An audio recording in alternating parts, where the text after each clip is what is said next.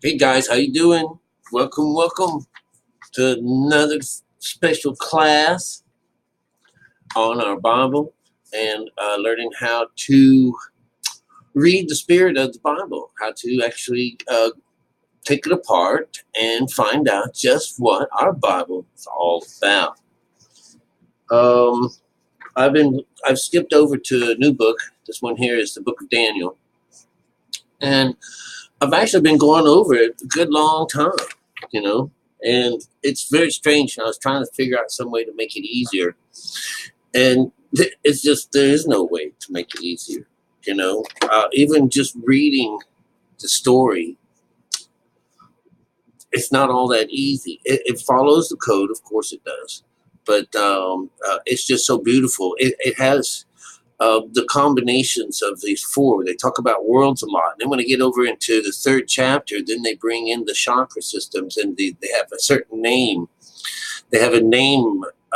Well, you have to understand the idea that there's two of everything, like a good side to something, and then there's a bad side to something. And even in our chakra system, we have the one we're not connected. We have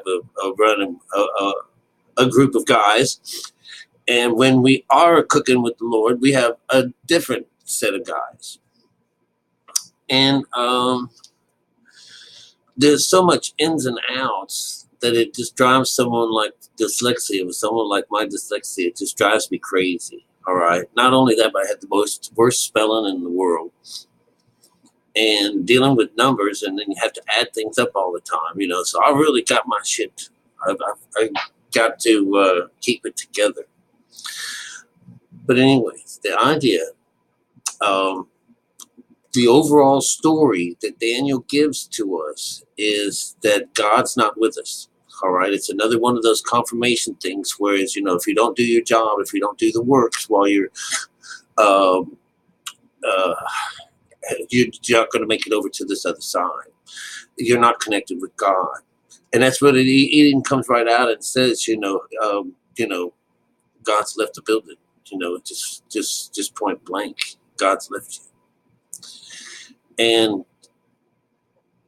and that it was done for a certain reason. Of course, we talk about it all the time since we found out ourselves that this slumber and this business of not knowing what they call it here is that the seven will pass you by, which it gets right down to it. It says, you know, when there's one of the dreams that he has when he's noticing two things coming towards him, a holy man and something else. All right, and they're coming towards him, and one hollers out, you know, chop it down to the root. And you know, whereas the dream started out with him seeing a beautiful tree grow up to heaven, and its arms, you know, to the ends of the earth. And so it was this beautiful thing where the fowls were making homes or nests in the boughs of the tree, and that the animals were taking shelter underneath it. And he says, "We're going to take away all that, taking away everything from this dude. We're going to make him eat grass, like the beast of the fields and stuff like that. We're going to give him an animal heart." So I mean, it's like, oh my God! So when Daniel reads this is a dream, interprets this dream. It's like, this is from people that don't like you. This is this is a very awful. This is not a good sign. And so he later on, because he tells the story every time he, you know, entertains some king and tells him what his story is or what his dream was, he gets something. And this came about from a banquet. There was a big banquet going on, and where, you know, if you knew the story, Nebuchadnezzar is this guy who sacks Jerusalem, and he brings the goods back with him. He takes things, you know, and this is when when the Jews go into captivity, and so along with him, he brings Daniel, and Daniel has three other people that go with him. So there's a number four comes in, which is this idea of worlds. And of course, Daniel is the real live thing, the intellect part, that would be the substance side. So he becomes the West. And then we get Shadrach, or not Shadrach, we get Hannah something or another, becomes the North, which is our emotions. And Michelle becomes the body itself, the physical side. And then we have, on the very end, we have Azira, all right? And I know I'm messing up all those names. You should, you just know that I can't say those names correctly. But anyways, Daniel, what Daniel means is God is my judge. So he takes the West, he takes the body part, he takes the intellect, he takes the Western side. And we also will say this Hananiah or whatever, grace, mercy, and gift of the Lord. So we'll just give that one up to that one there. Who is asked for Lent is Michelle. And that means, who you're going to sacrifice, all right? And what we have here is the Azariah, God helps, all right? Well, that's the spiritual side. So these guys are all connected when they have these names like this. But when they are used by the king, this Nebuchadnezzar, his whole court, he has a whole other group of people, so they even have to give these guys different names, all right? So what do you get for Daniel is you get Belteshazzar, and you get Shadrach for the second guy, and then you get Meshka or something like that for the third, and for the fourth we get Abednego, all right? Now, I know those all sound funny too. I butchered the hell out of them too, all right? But what Belteshazzar means, it says, bow not to be your protector, all right? It says, protect the king. Bow not protect the king. It's just how it's said. Baal, which is, the worship of Baal, which is the outside world, all right? It's say Baal is not the protector. That's what they say, Baal te. They got a little te that means te, means not, all right? But later on, his son has the name Belteshazzar, but there's no T in there. So there's a neat little weirdness that goes on between these guys. But, as far as I know, Daniel is the messenger for Nebuchadnezzar, all right? Nebuchadnezzar is this idea, is this God of wisdom and writing, being that he's the king and stuff like that, also has the word jar, which is a container. And Nazar winds up being watch and guard and keep, something to watch over and to keep. Now, see, what happens is this is about Nebuchadnezzar too, all right? He's the king. He brought these kids into his house after these are the spoils from Jerusalem. And these children of Judah consist of David and Daniel and these three other people. And they're known as being the smartest and the wisest and the best of the bunch. And so he thought that, wow, well, we can get them to teach some of our guys some things that they know, stuff like that. Well, they won't have anything of it. In fact, they won't have anything of their meat and none of their wine. He says, they're not going to spoil themselves or defile themselves by taking anything from the king. No meat and certainly no wine. And what this means is this is things that bring you substance and stuff like that. So, they're not real people. But wine is spirit, so they don't want any of his spiritual teachings. And the meat is you meat like the word, So what they asked for instead was to eat this stuff that's called pulse. All right, it sounds kind of neat. It sounds like they're eating like heart stuff, but it's the idea of eating the bean or seed, and they're drinking water. So if you think about that, they're sowing seeds, and that's how you do it to work with God. This is the way it works, all right? But it delivers you to wine.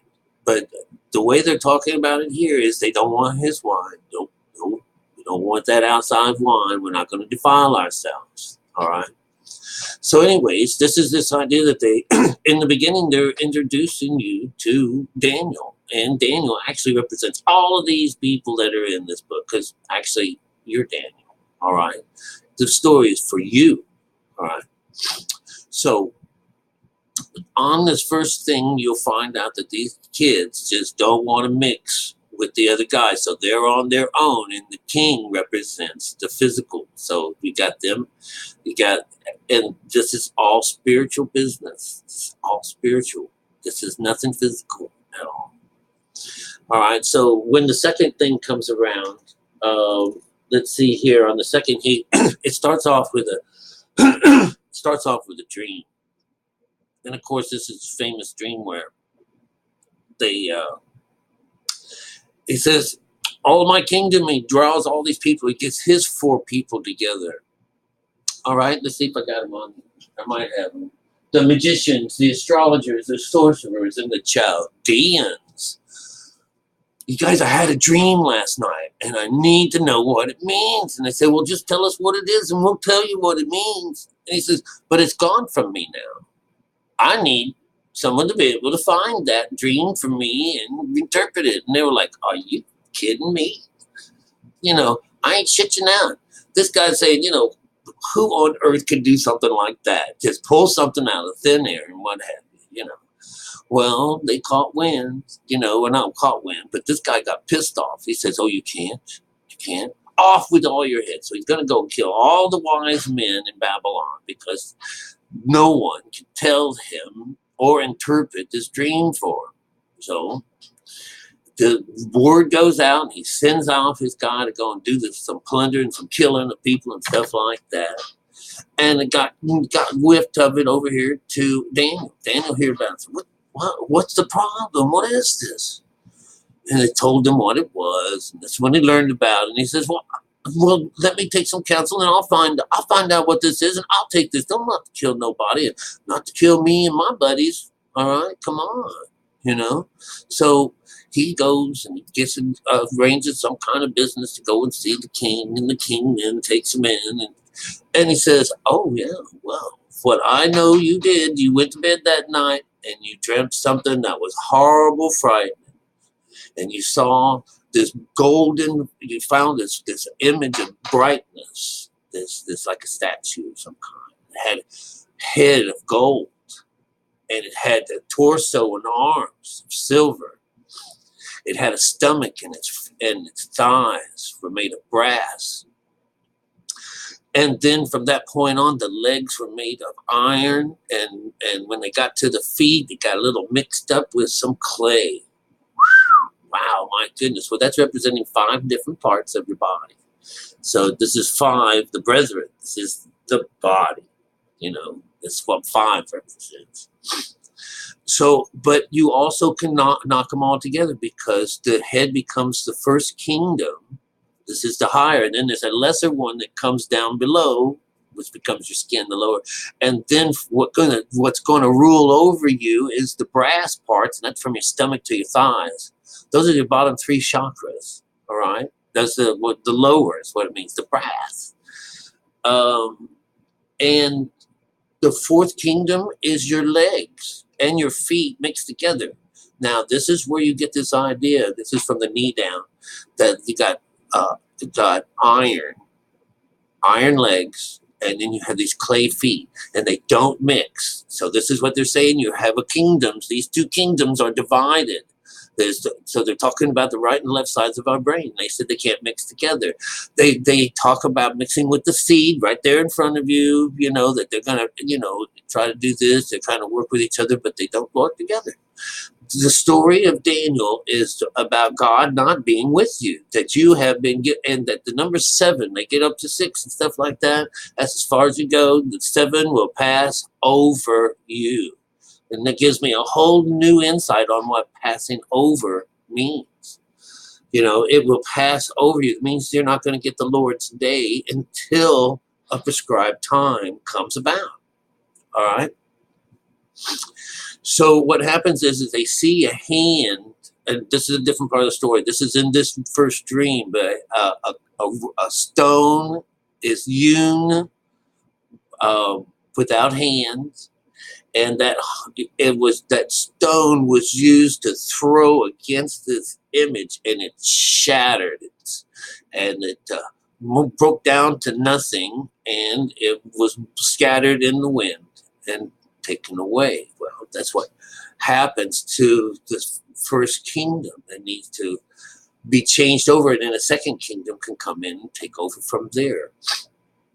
But in this story, what happened is the rock then was thrown onto the earth, and then this rock ruled over the earth. This rock becomes this strong rock. It was like a mountain.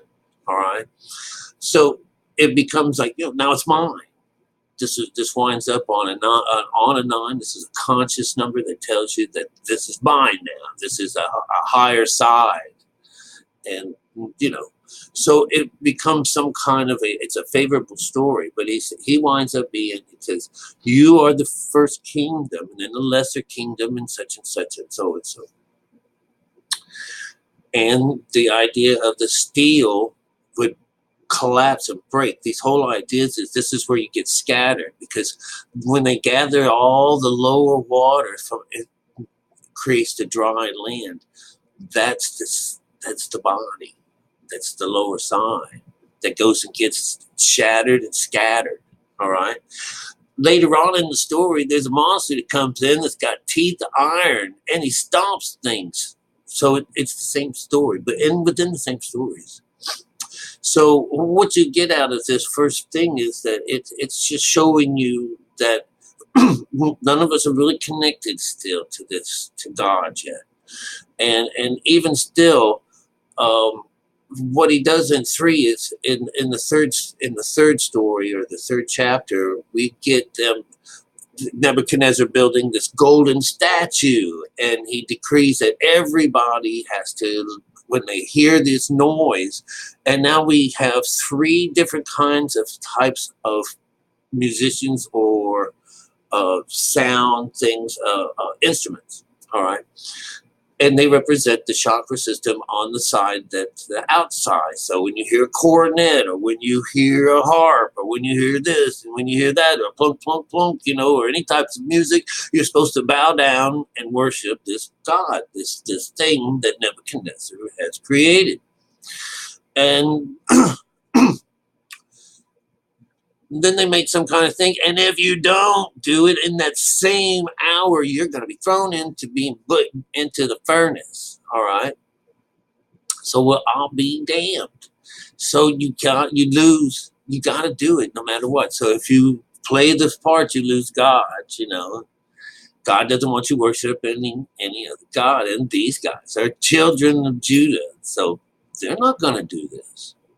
But what happens is while Daniel is doing off somewhere else, Daniel, just because he answered all these guys' things, he's now a king, and he rules over a certain part, and then he introduces his other 3 to come in, because everything has to go through these changes. So he sends out. So on the third one, and 3 representing that time when people usually get connected to God. The story, when they are very, very long stories, says, when it starts off, let's see, I don't want to lose it. Oh, damn it. So what happens is on the third, he's made something for these people to worship. And he's also made a decree that if they don't do it, something terrible is going to happen to them. They get thrown into fire. And so, along with that story, it says, and there are 3 Jews that are involved with looking over Babylon's business, and they are going against because they opened the door one day and they found these guys worshiping somebody else, wasn't theirs. God damn, dudes. So they brought this before the king, and king was sure mad. He says, oh my goodness, guys, is this the way it is? Well, we're going to see if your God can take care of you. And so he demanded that the heater be heated up more than 7 times. It's going to take care of these motherfuckers. All right? So what happens? They bind them in their clothes, which is the whole idea about, when you're being saved and when you find Jesus, when you find yourself, they're going to take the bindings off of you. That's what swaddling means. All these things are bind. So they bound these guys up, wrapped them up like cocoons, and they tossed them in the fire. Even the guys that he sent in there to take them into the fire was so hot that it took the guys away, that it brought them into the fire. That's a pretty hot fire. Shit fire. That's what I say. Well, anyways, the way it comes out, he says, he looks in there and he says, didn't we put 3 people in that fire? Except there's 4. There's someone else running around in there, and they're all like having a great time, probably smoking cigarettes and stuff like that. And the guy comes to the gate. So they're really talking about there's the mind is going through. This Nebuchadnezzar is actually going through one of these motions, these things of going into meditation, and he's being changed. That's why he has Daniel. Daniel's going to try to fix him up. So he comes to the furnace window. That's the spot right there. That's 6. He's right there at 6, and he calls, "Hey, you guys, what's going on?" And he brings them up. It brings them to the forefront, and all the people are saying they're not touched. There's not one hair on their head of a sense. They don't even smell like smoke or nothing like that. Surely their God has saved them. And at the end, he says, "Oh, if anybody talks bad about their God, they're going to get thrown in fire and taken away." All right.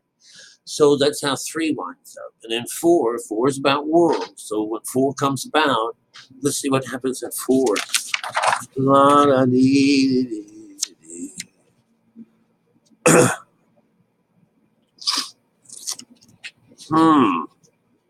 All right, so we did all this one here with the cornet and the flute, the harp and the sackbut, the psaltery, the dulcimer, and all kinds of music. That's 7. All right, this also goes along with another number, princes, governors, because they went to gather all these people together. They want to gather. This is on the 6th. All right, this is what we were talking about. Everyone is on the 6th. Everyone seems to be stuck here on the 6th until something happens. That's it. That 6 is a place of rest. All right. Here we have, they're named, this is on the land side of Babylon. So we get princes, governors, captains, judges, treasurers, counselors, and sheriffs. Now, these are all in order. Now, I'm not so sure whether it goes from 1 down or if you're starting off right up at the 7, because that would be your princes. Governors, it's usually around your heart, all right, somewhere around there. And so I would think of it like that. Let's leave. Well, I'm not going to leave anything off. It's a chakra system that's an outside chakra system, just like the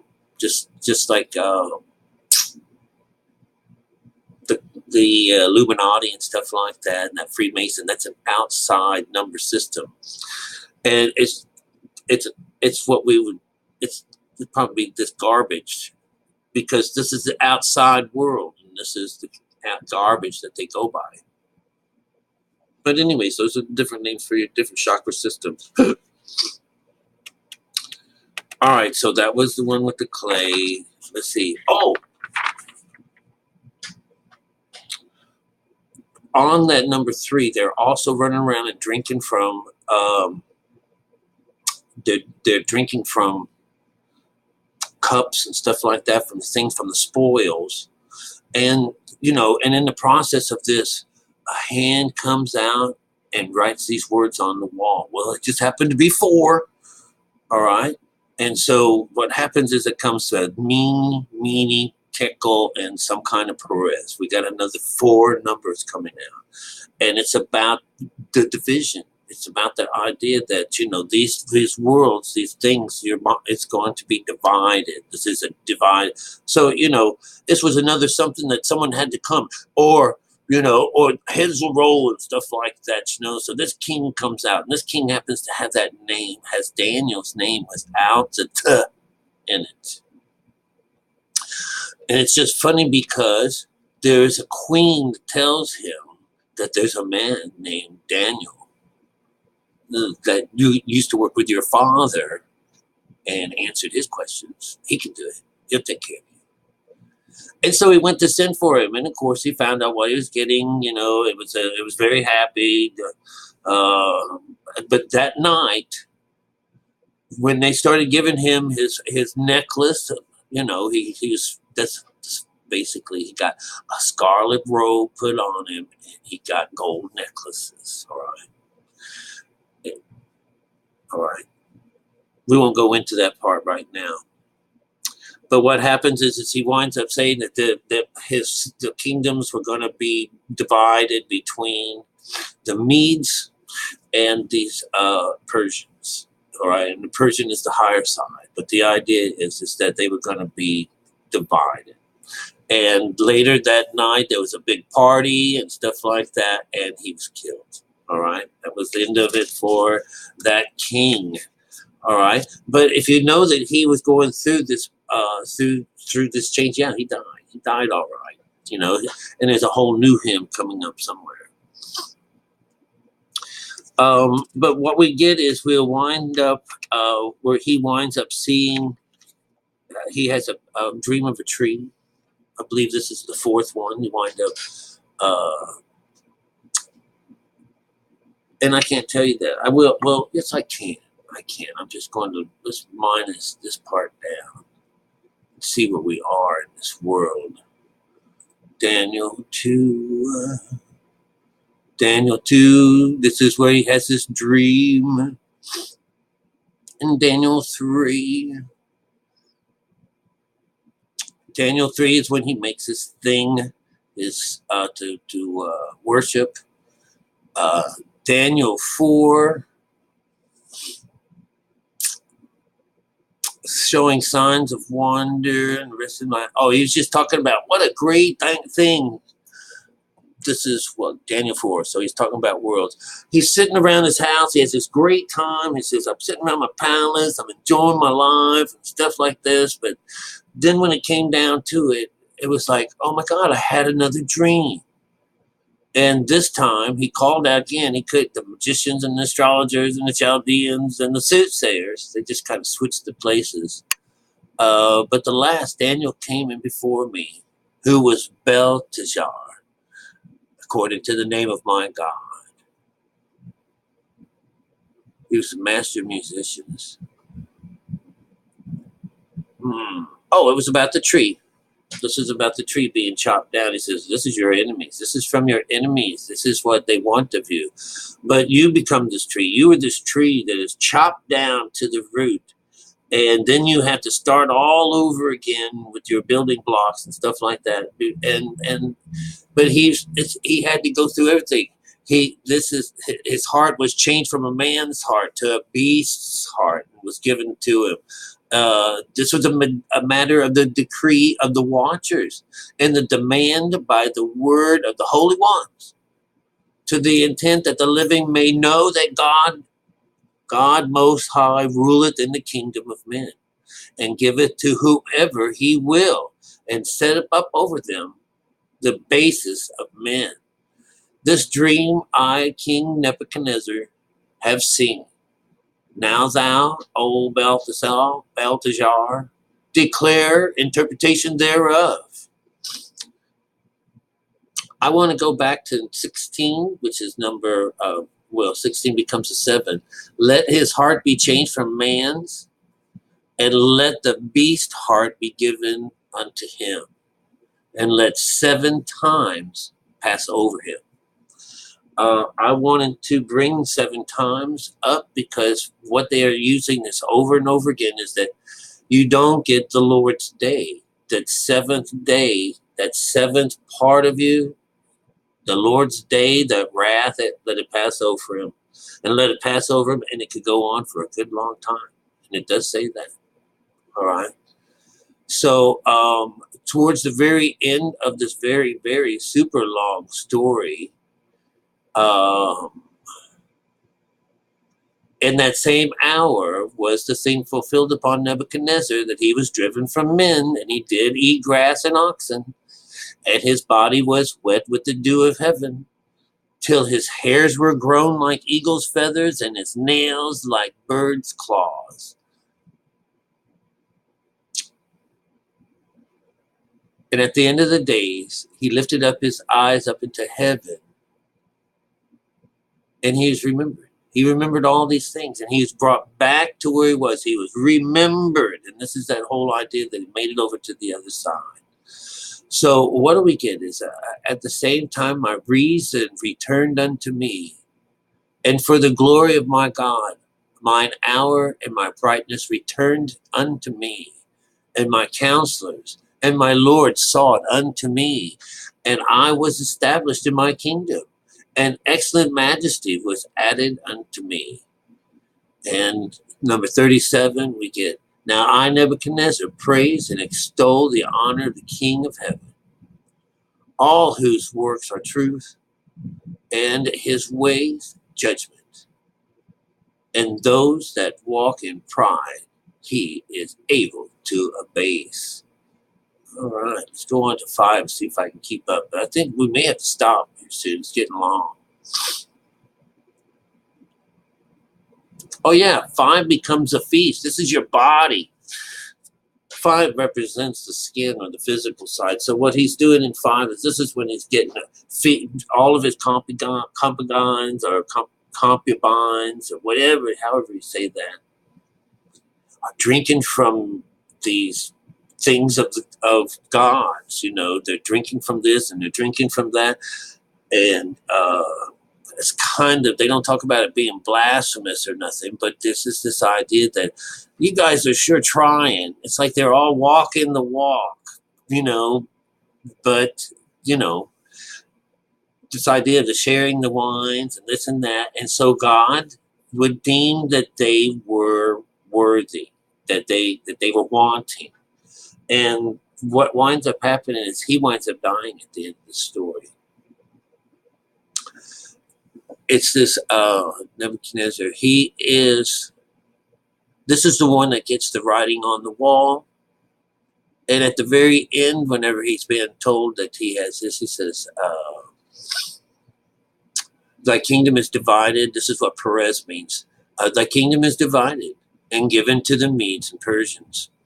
So you've just been given up for scraps. You've been tossed the silver, the part that we call our silver is this part here that reaches God, which is our chakra system, and our arm, our hands. That's why the hands would be in there. But because of that, that's your silver. You toss your silver out into the street, right? And that's where it's going to be for a while.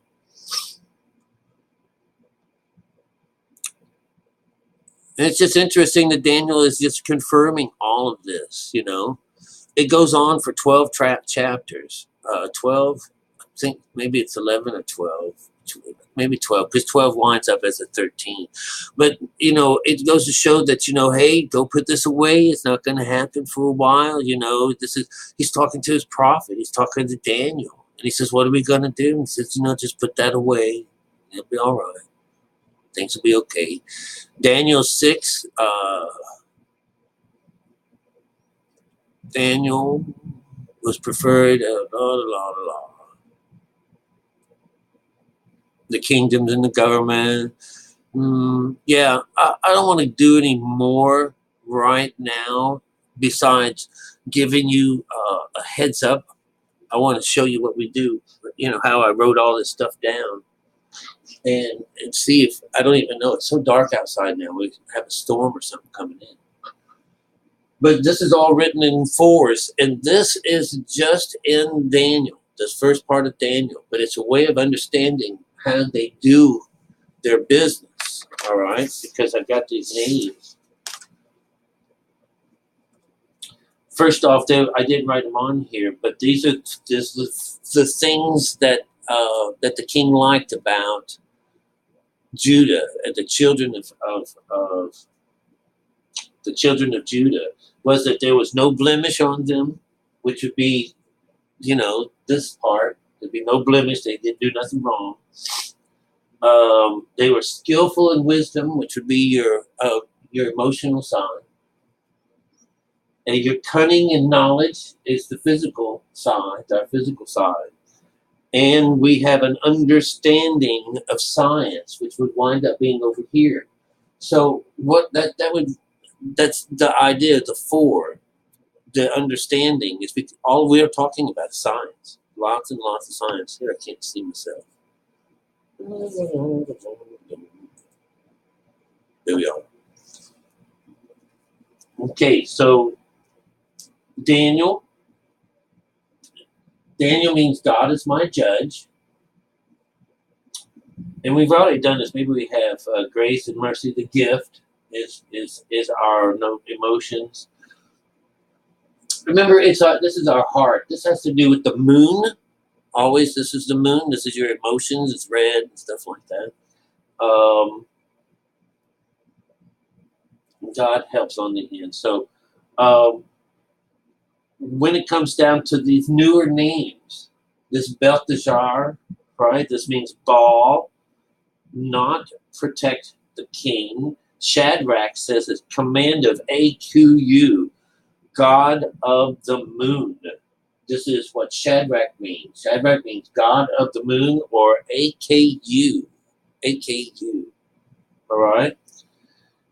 Who is as AKU becomes this one. That's what that Mashach means. I mean, who is? This is the physical side. So who is the AKU? And of course, we get Abednego. We get the servant of Nebo, God of wisdom of Babylon. That's this one here. That's not the higher side. That's an outside. That's an outside four. All right. And you're going to get this one here too. This idea of therefore this is the rulers of Babylon. The four sets up like this. It said the magicians, astrologers, sorcerers, and Chaldeans. All right. So this is your mind is the musician. You can make and do wonders and whatever. Astrologers, sun, moon, and stars. That's in the right place. Sorcerer, this would be a sorcerer, the witch, or the this or the that. That's the physical side of somebody. And Chaldeans. Do you know what the Chaldeans means? It means to be like robbers. So in one of the stories that I've referenced before, when it comes down to the four musicians, right, that are going off to the big city to be smart, be whatever. They come to this little house after they've all been gathered together and they're going through the woods. They come to this little cabin in the woods and it's full of robbers. Those are the people that inhabit it first. And what do they want? They want to inhabit that place, right? And once they do inhabit, once they get into this place, a little bit later, do those robbers try to come back? And of course, this was where 8 comes in with control, this idea, this is mine now, this is ours, and they chase those guys off and they live happily ever after. That little room was full of robbers, and that's the Chaldeans, okay? The Chaldeans, this is, they take from you. They take your God away from you. They've taken your life away from you. They've taken your spirituality away from you. That's the spiritual side. The robbers have taken over. That's how you read these stories. And I'm showing you this is kind of cool stuff, man. Do you think I make this up? Do you think I could make all this shit up? That's crazy.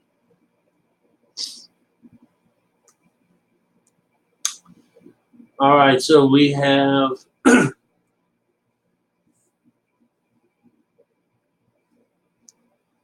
Chaldeans as demons or as robbers. That's what it says here. As demons or as robbers. This is what occupies the space, which is the desolate, and which winds up being the head wound, that terrible head wound in Revelation. All right, so we get the first kingdom, which is your head. I put that in here. This is the golden head. Is the first kingdom. That's where God is, anyways. That's where the gold's kept, right? Silver is your torso and your arms. The third place down here is your brass, stomach and your side. This is what rules over you. All right. It's the third. And that's a lower kingdom. That's the lower kingdom of all things. But it gets all of its help here from the iron and the clay, the legs and the feet. That's because the two don't mix. You have this arachnoid that comes down, and besides, this is talking about not being connected. You know, so this is what shatters doesn't make you whole anymore. All right, but a little bit later on, he's going to see us. He's going to see. You know, I think maybe on 7. I'm not sure which one right now. But they get up there and they see these 4 beasts coming out. Then we got 4 beasts that are coming out. Do I have them on here? Do I have them? Yeah, the lion would be the person, the lion, because, you know, you always have the lion underneath it. When you see a picture of Gilgamesh, you see this giant and he's got that lion under his left arm. All right, that means he's conquered his lion, so he's conquered himself. All right, this bear, it becomes, you know, this is this. I'm not so sure what it would mean right now. All right, but it has to do with the claws. You know, it's this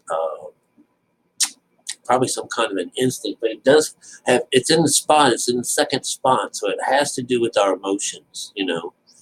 And this leopard over here is about us changing spots, believe it or not. You know, this leopard is the confusion that comes about by being in these situations when you're on the outside. And there's this little horn that comes and beats everything up at the same time. There's 10 horns that show up, and it fights with 4, and then it seems as if that one little horn beat everybody up. So that one little horn winds up being like that little child. We always send to do our work for us. There's always the story of David and Goliath is that sending a child out to battle the monster. And all he has is, you know, he finds one smooth stone, puts it in his kundalini and slings it up at this guy. It hits him right between the eyes, knocks him out. And while the monster's down there with his own sword, cuts his head off.